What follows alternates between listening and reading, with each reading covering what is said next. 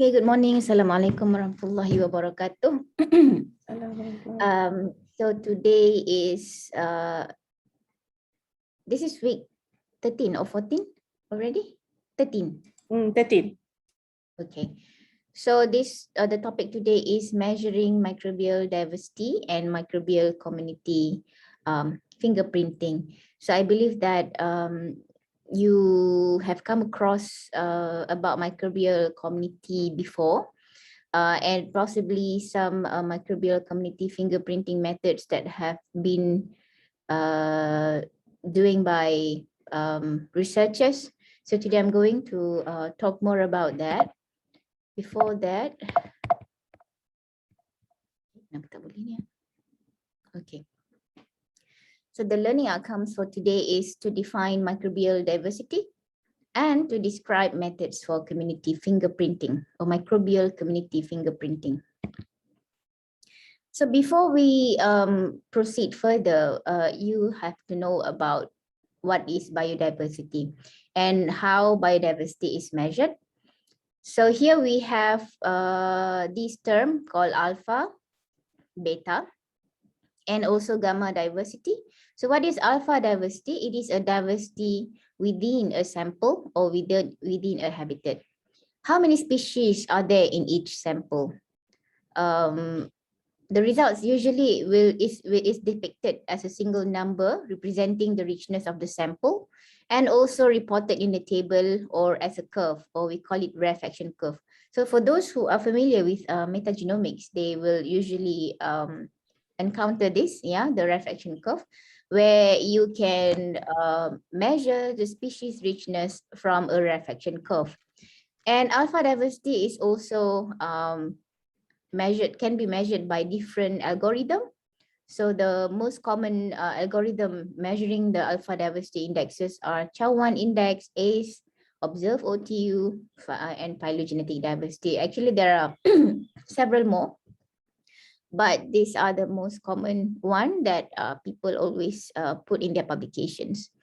The other type of beta diversity is between sample habitat. Okay, so what does it measure? It measuring the degree of change between samples. How many species are unique between samples? How many species are different between samples? And the result is depicted as a matrix of whole sample dissimilarity. Okay, whole sample dissimilarity, not the similarity, the whole sample dissimilarity. And we can report the results as scale plots such as MDS, or we call it multi-dimensional scaling or principal component analysis, or PCA. Okay. And the last one is gamma diversity, which is a regional diversity where it counts total species in a region. So can you please look at this figure? Yeah. So we have, for example, 3 different sites: site A, site B, and site C.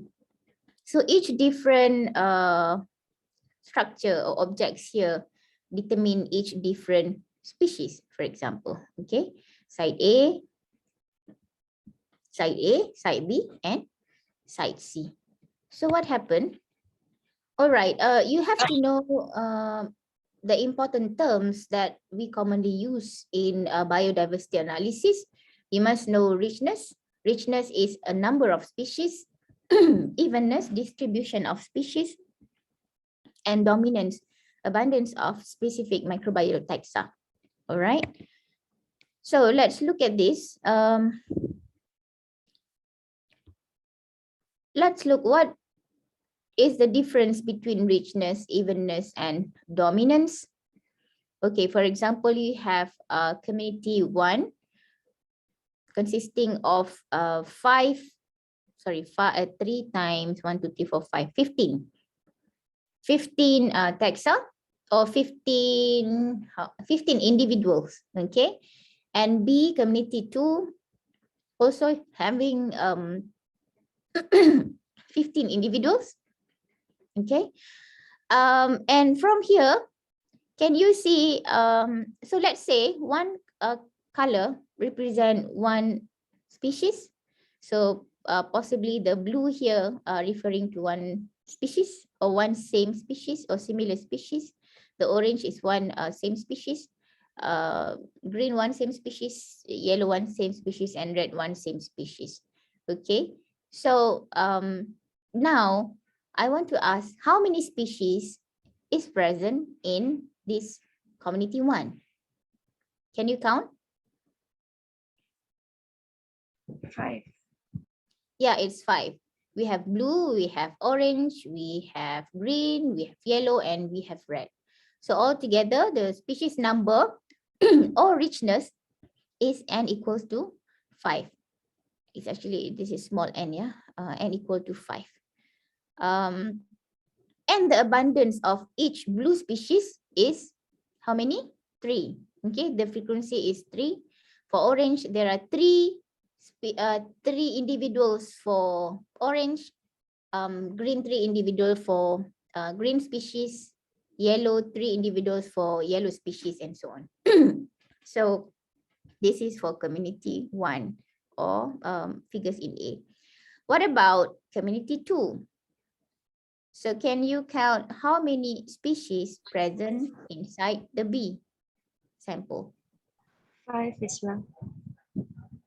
Yep, it's the same 5. You have blue, you have orange, you have green, you have red, and you have yellow species. So the number of species or richness is the same with A, which is 5. All right. But in terms of the abundance of each different species, which one is the most abundant species inside this B sample? Which species is more abundant? The blue, yellow, green, or orange, or red?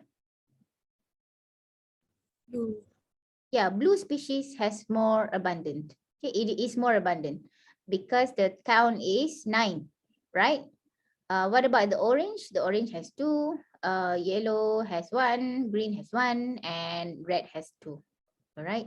So the species richness is 5. The same with A. A and B has the same species richness. What about evenness?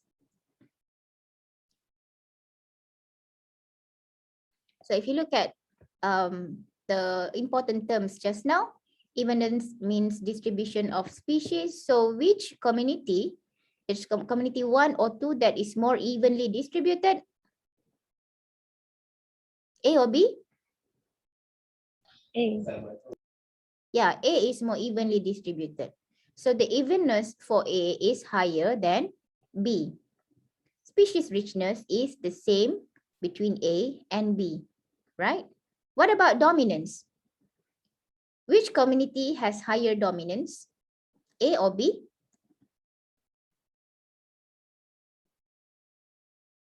Dominance is what? Dominance is abundance of specific microbial taxa. Dominance will be B. Yeah, dominance will be B because some of the species in B has higher abundance compared to the other species, which is the blue one, right?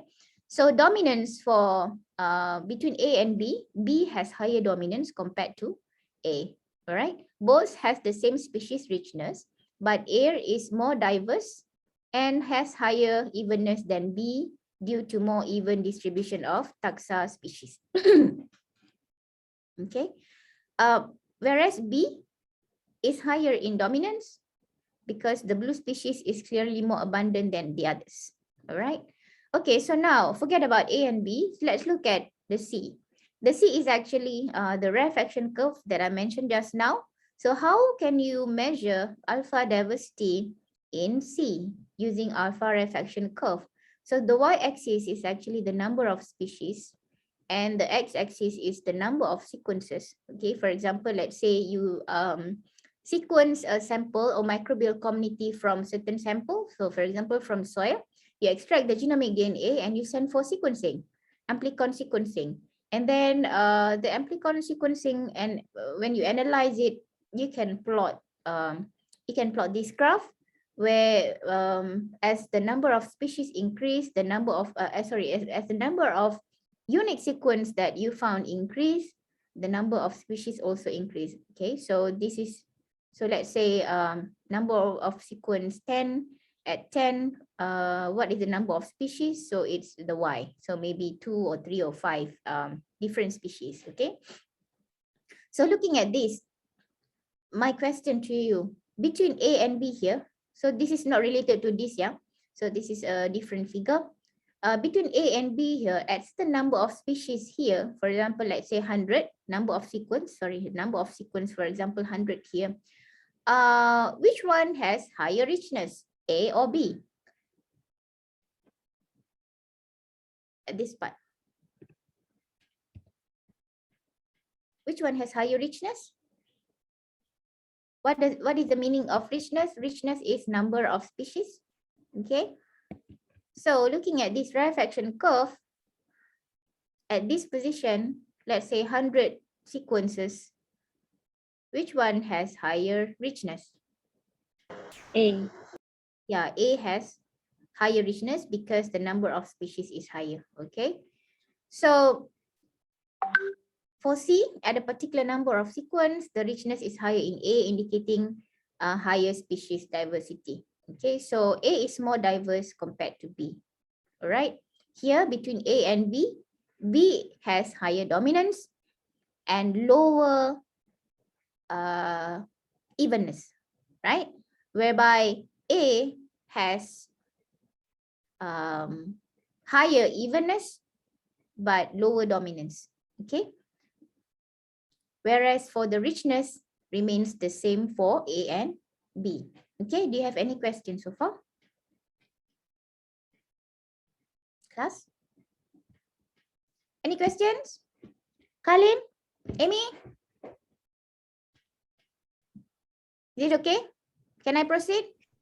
Tayef? Yes, yes. Yes, no, doctor. Okay. So let's proceed to the next one. I just want you to understand first the concept, yeah, about diversity. Okay, now let's go further into what is alpha, beta, and gamma diversity. Okay, we back to this. Okay, alpha, beta, and gamma diversity. So we have 3 different sites, site A, site B, and site C. So site A containing 1, 2, 3, 4, 5, 6, 7. 1, 2, 3, 4, 5, 6, 7. 7 different individuals, 7 individuals. Site B has 5 individuals. Site C have 3, 4, 5, 6, 7, 7 individuals. Okay, let's look at this one. Yeah, we're back to this. So let's measure alpha diversity, beta diversity, and gamma diversity.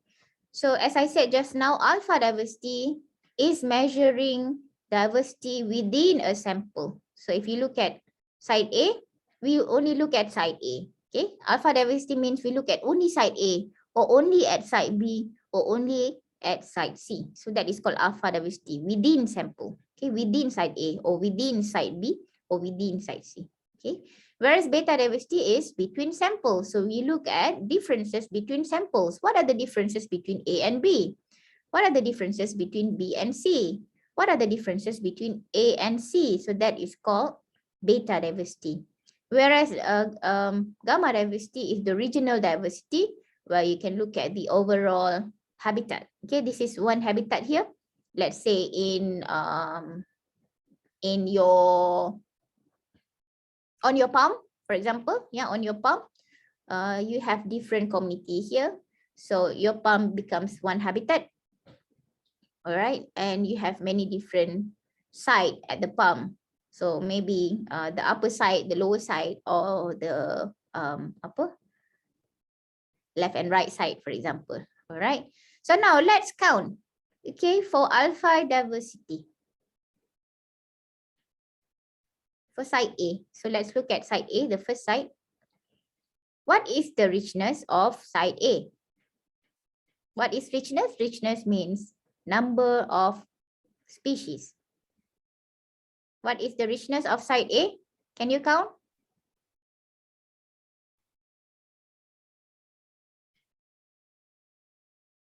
Class? Shafika? 7. Yeah, so let's count. One apa kita panggil? One structure. Can we call it one structure like X, this round, this star? Okay, one structure referring to one single species. So now how many different species are there? So 1, 2, 3, 4, 5, 6, 7. Okay, we have 7 different species for site A. So the richness for site A is 7. All right, what about B? What about B? What is the richness for B? Can we count?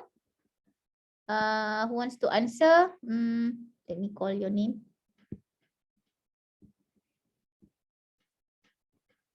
Hanif. Hanif, what is the richness for site B? 5. 5. So we count here 1, 2, 3, 4, 5. Correct. Okay, site B. The richness of site B is 5 because the number of species is 5. What about site C? Musfira?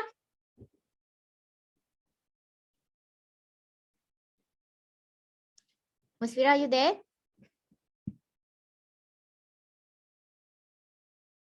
Musfira, are you there? Tak ada, Umaira? 5? For site C? Site C. What is the richness for site C? Is it 5, Doctor? Can you count? 1, 1. If I 2. count 7, but they have 7. Why 7? Can you count? 7 species. Macam mana datang 5 tadi? Because I thought the same shape is the same species. Same But shape, it's but it's a different color, right, Doctor? Yeah, true. Alright, okay. So we look at only site C. Okay, don't bother about site A and site B. So in site C, how many different species we have? So we have 1, 2, 3, 4, 5, 6, 7. Okay, so there are 7 species inside site C. So the species richness for site C is 7. Okay, so this is alpha diversity. Site A has 7. Site B, the richness for B is 5. The richness for C is 7. Okay. Now let's look at between sites. Okay, beta diversity. Okay, beta diversity between sites. Let's look at site A first. Between site A and site B first. Okay, let's look at the definition again for site. Definition for beta diversity. It's a diversity between samples. Yeah. It measures degree of change between samples. Degree of change means it measuring the similarity or dissimilarity. It measures the dissimilarity, the change. Okay, it measures the dissimilarity. Okay, the result is depicted as a matrix of whole sample dissimilarity, and usually visualized using these scale plots, yeah, like MDS or PCA. All right, now let's look at this. Okay, what is beta diversity between site A and B? We have to look at the dissimilarities. Okay, not the similarities. So can you count what is the beta diversity for site A and B? Siapa nak try? Amy? Nurul Amy. Nurul Amy. Yes, Doctor. Yeah. Nurul, can you count? Doctor. What is the beta diversity for site A and B? Just try, give a try. If I calculate, for example, for site A I 7 and then site B I 5, right? Okay. Yep. But we look at the dissimilarity between site A and site B. Some of the species in site A also got in site B, right? Yeah, Some of the yes. species in B also got in A, but there are some species that are not, that only present in only in site B or present in only site A, right? So now Right. we're looking at dissimilarity. So meaning that we look at species that only found in site A and only found in site B, right? So can you count? Or is not the similar one, right, Doctor? Not the similar one, the different one. All right. So in site A, I think they have like 1, 2, 3, 4, 5. And then in sites B, 3. 5 plus 3, so If 8. you add up together, 8. how many? It'll Eight. be 8. All right, correct. Yeah, correct. Between A and B. So let's look at the dissimilarities. So side A has these 7 species. 1, 2, 3, 4, 5, 6, 7. Side B has 5 species. 1, 2, 3, 4, 5. Right? So now we know that between this A and B, there are 2 species that is the same between them, which is this star and the yellow plus, yellow X, right? So now we have to count the dissimilar ones, the different ones. So what can we count? So it starts from here. So this one is not present in B. This one also not present in B, and so on. So we can count now. 1, 2, 3, 4, 5. Okay. 5 is only present in A, but not in B. Yeah, because it's empty here. And what about B? So this is 5. This is 7, 8. 5, 6, 7, 8.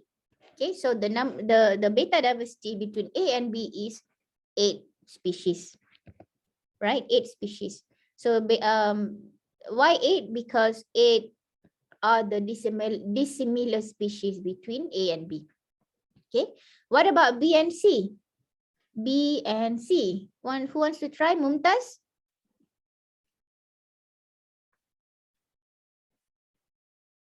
Mumtaz, are you there?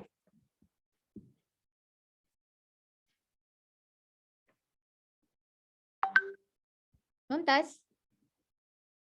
Mumtaz ada ke? Ke tak ada? Syahira?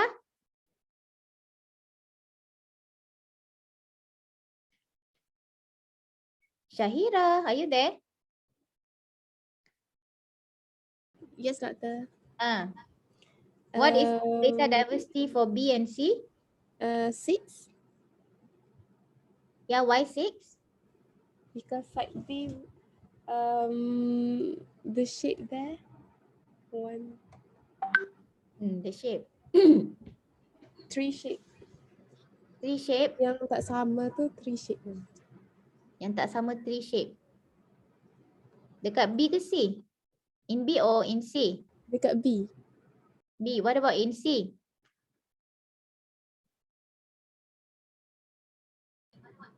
Sekejap.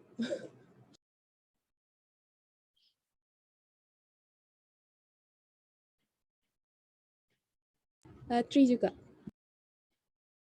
3 juga. Okay, let's count. Okay, let's look between B and C. Okay, B and C. So here, this is not present in B. This is also not the blue one also not present in B. This one, this apa ni? Ninja punya ni. This shape is not 4B, present. 2C kan? This sorry? 4C, 2B. 4C 2B. Okay, let's look now, yeah. Okay, let's go to side C first lah. Okay, side C. So there are 2 shapes that is not present in B, and the other 2 is not present in B. Okay, so the dissimilar one for side C is 4, right? 1, 2, 3, 4, right? What about inside B? How many? 1, 2. Kan? Ada lagi? Yes, Doctor. Ada lagi? Where is it? 2 is not present. only 2 is two. present in B but not present in C, right? Is it correct? Yes. So this 2 is present in B but not present in C. So let's sum up to get all together. So what are the dissimilar species? 1, 2, 3, 4, 5, 6. Okay. So beta diversity for B and C is 6. All right. B and C is 6 species. Okay. So now what about A and C? The same thing. So let's do for A and C. So A and C yang tak sama, the different one is this one. 1, 2, 3. Tak ada dah. 3. What about this one? 4, 5, 6, 7, 8. A and C. Kenapa jadi 10 pula itu? 1, 2, 3, 4, 5, 6, 7, 8, 9, 10. Yeah, 10. Okay, 10. Okay, look at only A and C. Don't look at B. So if you look at B, you get 8. Okay, look at A and C. So what are the dissimilar species? 1, 2, 3 is not present here, right? 4 is not present here. 5 is not present here. And then what about this one? Yeah, this one is not present there, not present there, not present there, not present there. This one also not present there. So this is already 1, 2, 3, 4, 5 plus 6, 7, 8, 9, 10. All right. So the beta diversity between A and C is 10 species. Okay, A versus C is 10 species. Okay. So the total beta diversity for A and C is 10 species. So now we finish with beta diversity. Any questions? Oh, okay. Mumtaz has answered. Yeah, this one is for the previous one, right? Mumtaz, thank you, Mumtaz. Juliana also. And Kalim. What about gamma diversity? Let's look at what's the definition of gamma diversity. So gamma diversity is a regional diversity that counts total species in a region.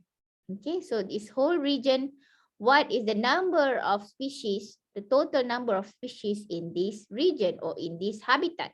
All right, so let's look at this again. So what is the total number of species? You just count from here to yang last kali. Okay, from the initial to the end. So let's count now all together. 1, 2, 3, 4, 5, 6, 7, 8, 9, 10, 11, 12. Okay, the gamma diversity for this habitat is 12 species.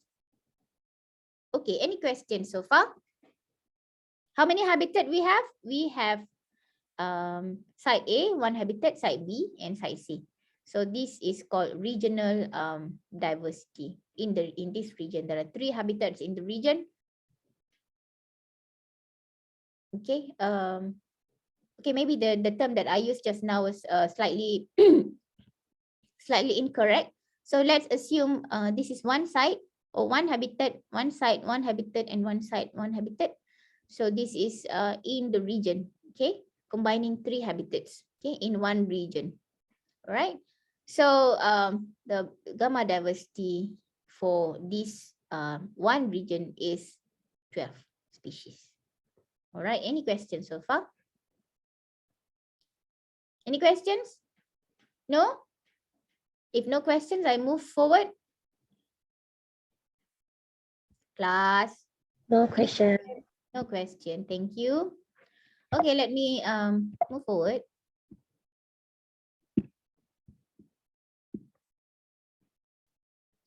All right, let's now compare diversity. So let's say we have in 1 site or sample A, we have 3 different Pseudomonas species. So we have Pseudomonas aeruginosa, argentinensis, and also flavescens. Okay, 1 site, which is sample A. In the second site or sample B, we have 3 different species as well, but different ones. Yeah, aeruginosa, argentinensis, and E. coli. Okay, and sample C have also 3 different species: Pseudomonas aeruginosa, Giardia lamblia, and Methanobrevibacter smithii. Okay, so now we want to compare the diversity between sample A, sample B, and sample C. So this is called phylogenetic diversity. Okay, so yeah, actually this is comparing phylogenetic diversity. Nanti I'll add the title here, yeah. So now if you go back to the diversity,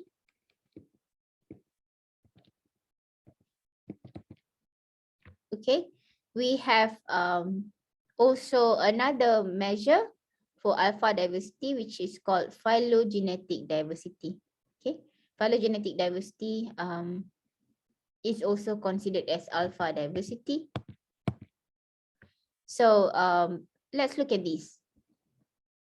So let's say we have sample A, sample B, sample C, right?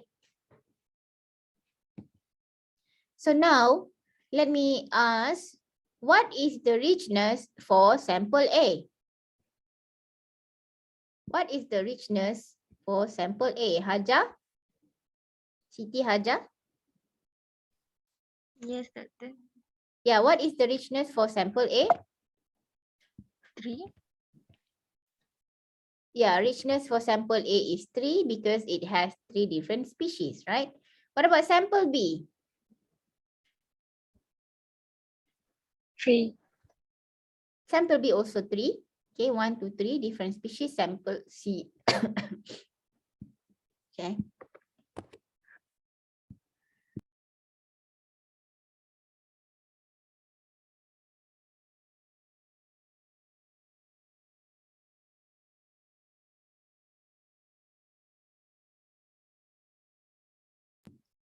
Sample C also has 3 different species. Okay, so the richness for sample A is 3, sample B is 3, and sample C is 3. So what can we conclude for the richness for A, B, and C? Sample A, B, and C are equally diverse. Okay, equally diverse because they have 3 species, 3 different species for each. Okay, the same number 3. Okay, so they are equally diverse. So now let's measure the diversity or phylogenetic diversity between sample A, sample B, and sample C. Okay, so let's say this is I'm not sure actually which one is sample A. I think this one is sample A. Okay, diversity for sample A. Somewhere here between B and C, it's either this one or this one lah. All right. So now let's look at phylogenetic diversity. Sample A has 3 different species here. Okay, sample B somewhere here, either this one or this one, and sample C, yeah, either this one or this one. So now we want to measure the phylogenetic diversity. So do you remember when you construct a phylogenetic tree? So this is actually the branch, okay, the branch, and the branch length considers what? The branch length is actually what? You see the branch length here. So there is a number here, 0.25. This is the branch length for this branch. This is 0.15 is the branch length for this branch. What does the branch length means? Do you know? Class, do you know? What does the branch length means? The evolution time. Yeah, the evolutionary distance or the evolutionary time. Okay, so how different it is. Okay, sometimes can we, yeah, we can consider time because actually this number refers to number of substitutions over certain period of time. All right, so we can consider it as time as well as how far this sample or this let's say there is one species here and there is another species here, how far these 2 species are apart. Okay, how different they are. So the more difference they are, the longer the branch length and the more the differences, okay, in terms of nucleotide changes. All right, so now we want to look at the phylogenetic diversity. How diverse the microbial communities present in sample A, present in sample B, and present in sample C in terms of evolutionary relationship.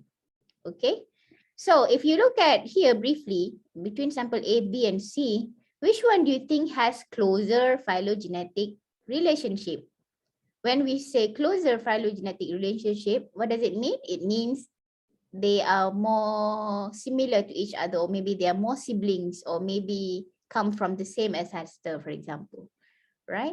So between sample A, B, and C, which one has which one has a closer evolutionary relationship? Can you guess from sample A, B, and C? You look at the different species here. Okay, this one is Pseudomonas aeruginosa, argentinensis, and flavescens. Okay, different species but the same genus, right? What about sample B? And what about sample C? Can you guess which one has the closest evolutionary relationship? Who wants to try? Just guess first. Later I will explain. Sample A, Why sample A? because all Pseudomonas. Yeah, because they are all Pseudomonas. No matter what Pseudomonas it is, but they belongs to the same Pseudomonas genus, right? So it seems that sample A is more closely related to each other. Yeah, species in sample A is more closely related to each other because they all belongs to the same Pseudomonas genus, right? Okay, now that the phylogenetic diversity can actually be measured. Okay, how do we measure that? All right, let's look at this one. Okay, so let's look at sample A. Okay, sample A is here. So this is 3 species in sample A. So it has Pseudomonas aeruginosa, argentinensis, and flavescens. So let's say okay, let's say aeruginosa, and this is aeruginosa. Okay, the note here, and this is argentinensis, and this one is flavescens, for example. Okay, so flavescens and argentinensis here. What is the evolutionary distance? You can count actually 0.11 plus. So from here to go to here, you just have to add up the distance, right? 0.11 plus 0.08. So evolutionary distance between aeruginosa here and argentinensis here is 0.08 plus 0.11. Okay. What about the whole sample A? So that containing these 3 species. Okay. So you have to add up all these distances that link between this aeruginosa, argentinensis, and flavescens. So the phylogenetic distance for sample A is 0.13, which is this one, plus 0.03, plus 0.11, and plus 0.06 ke 8 ni. 8. Okay. So the phylogenetic distance between for sample A, between species in sample A is 0.11 plus 0.03 plus 0.08 and plus 0.13, which is 0.35. Okay, the phylogenetic distance or the differences in phylogenetic diversity between species in sample A is 0.35. All right, now let's look at sample B. So we finished with sample A. Now let's look at sample B. Okay, where is sample B? Sample B contains Pseudomonas. Sorry, I make a mistake just now. So I mentioned just now, this one is maybe sample A, and the other one, maybe A and C. B or C, it's actually wrong. Yeah, please correct this. So it's actually this phylogenetic tree is a big phylogenetic tree where sample A might contain any branch from this side or this side or this side. Okay. So this is a large phylogenetic tree that outlines the phylogenetic distance between all species inside these big samples, yeah, accumulative samples of A, B, and C. Okay, so now let's look at sample B. Okay, sample B contains Pseudomonas aeruginosa, Pseudomonas argentinensis, and E. coli. Okay, it has 3 different species. All right. So now here, this one we said tadi just now, it's maybe this one is aeruginosa, this one is argentinensis. Yang the red ni, you look at the red. So E. coli is which one? E. coli is maybe the other one here. Okay, 0.18. Okay, E. coli is this. So what is the phylogenetic diversity for sample B that contains these 3 species? So we add up the distance, the branch length, 0.18, 0.18 plus 0.03 plus 0.11 and plus 0.08, which is 0.4. Okay, so the phylogenetic diversity for sample B here is 0.4. What about sample C? Okay, what about sample C? Sample C contains these 3 different species from different clusters here. Okay, so this one here, we said just now, this is Aeruginosa, probably, yeah, Aeruginosa. And this one, let's say Giardia, and this one, let's say Methanobrevibacter. Okay, so now we have to sum up the distance, the branch length, or the distance from this end to this end to this end. So what is the phylogenetic distance or phylogenetic diversity for species in sample C? So we have to add up 0.15 plus 0.03 plus 0.25 plus 0.06, 0.04 plus 0.12, 0.15, 0.0 something, I don't see it, 0.03, 0.11, and it's all together 0.95. Okay, so the value is much higher for sample C. So as what you guessed just now, okay, let's go back to the initial question of mine. So between sample A, B, and C, which one has the closest phylogenetic relationship, or the lower phylogenetic, the lowest phylogenetic diversity based on the calculations that we did just now? Which one has the lower phylogenetic diversity, the lowest? Sample A. Sample A. Why? Because the distance is only 0.35, the phylogenetic distance. Okay. What about which one has the highest phylogenetic distance or phylogenetic Sample diversity? Sample? Sample? C. Sample C, correct. Yeah, because the phylogenetic diversity, the value for sample C is 0.95. It contains a different species that are distantly related to each other. So sample C has the highest phylogenetic diversity, followed by sample B, 0.4. And lastly, sample A has the lowest phylogenetic diversity. Okay. So as a conclusion, sample C is more diverse than sample B, which is more diverse than sample A. Phylogenetically diverse than sample A. All right, do you have any question?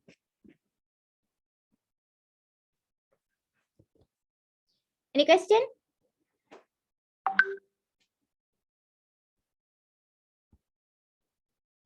Any questions so far? So far, okay, doctor. So far, No. okay. All right, so you understand, right? Now, phylogenetic diversity, how to measure phylogenetic diversity, how to measure alpha diversity, how to measure beta diversity, gamma diversity. Okay. So now I finished with the diversity analysis. Let's go to how to apply it. All right, there are many methods that you can use for doing fingerprinting of microbial community. Okay, we have molecular based methods. I believe some of you might have come across some of the methods, and maybe some not. So for whole community analysis method, we have a number of methods. So whole community means you analyze the whole thing inside the community, the whole microbes. The my work now during my sabbatical is actually doing this whole community analysis using whole genome metagenomics or whole genome shotgun metagenomics. So there are a number of whole community analysis methods here. For example, DNA reassociation, GC fractionation, whole genome sequencing, metagenomics, metaproteomics, proteogenomics, and metatranscriptomics. Proteogenomics is a combination of proteomics and genomics. That's called proteogenomics. Okay, so whole community analysis is actually analyzing the whole community. Yeah, all community means together with the genome, yeah, the genome, the gene, and also the taxa there. Okay, what about partial analysis?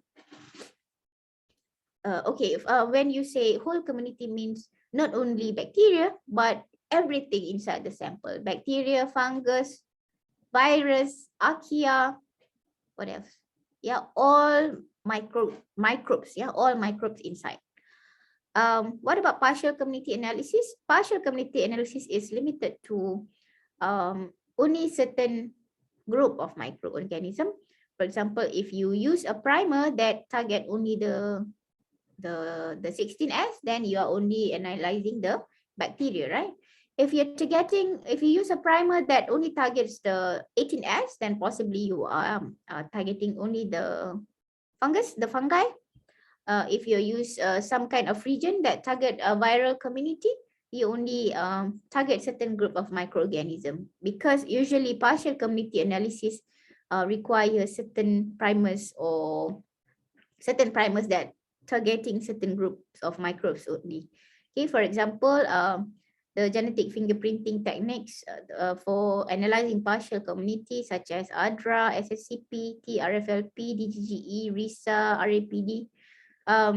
So these are all require amplification using primer. Yeah, so you have to design your primer such that your primer is targeting certain group of microbes. You can also do a clone library method that also target certain gene. qPCR.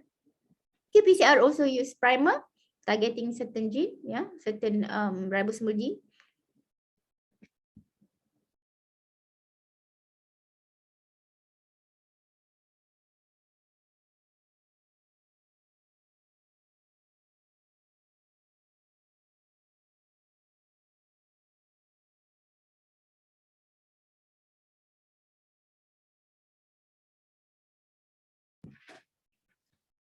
And then fish, fluorescent in situ hybridization, dot blot, microbial lipid analysis. Yeah, lipid, you can also extract lipid from microbial samples, and then you run on LCMS or GCMS.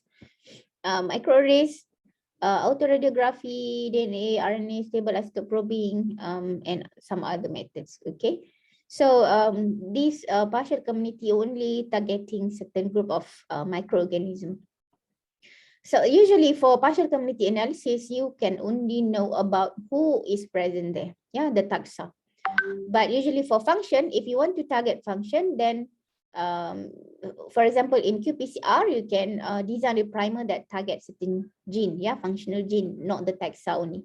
Okay, so you can tailor your partial community analysis method by designing your primer. Either you want to target a certain group of taxa, or you want to target gene, yeah, functional genes or enzymes, for example. And this leads to functional diversity, structural diversity, protein diversity, metabolic diversity. Yeah, you can know about the diversity of these by using this experiment. So yeah, I will explain in more detail about this omics later. So these are all actually the culture-independent molecular toolbox to characterize the structural and functional diversity of microorganisms in the environment.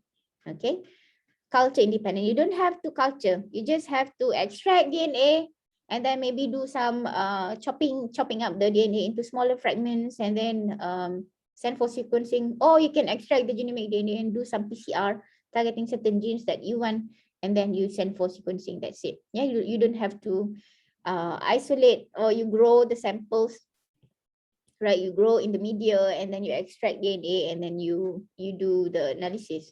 No need, yeah, no need for growing the samples in certain media, because that will selectively bias for microbes that can grow in certain media. So we don't want that. So that's why some people, they try to avoid the culture dependent approach, because actually not all microbes are culturable. Yeah, out of 100%, yeah, microbial community in the world, in this world, in the environment, only it is said that only 10 to 15% can be cultured. Yeah, And some people is more stringent. They say less than 1% can be cultured. So if let's say you want to, you want to know the identity of microbial community inside your sample, the soil sample, for example, if you culture it first, you can only capture about 1% of the total microbes that actually present. Okay, so that's why people wants to avoid the culture dependent approach. They just keep the culture part, they just extract DNA and then do some PCR, and or they can straight away go for sequencing. All right. So let's move to partial community analysis. What's time now? Or do you want to have a break? I think maybe we have a 5 minutes break. Yeah, before I proceed, because this one is the second part for my talk. So maybe we have a short break for 5 minutes and we come back. All right. All right, doctor. Okay. So you can go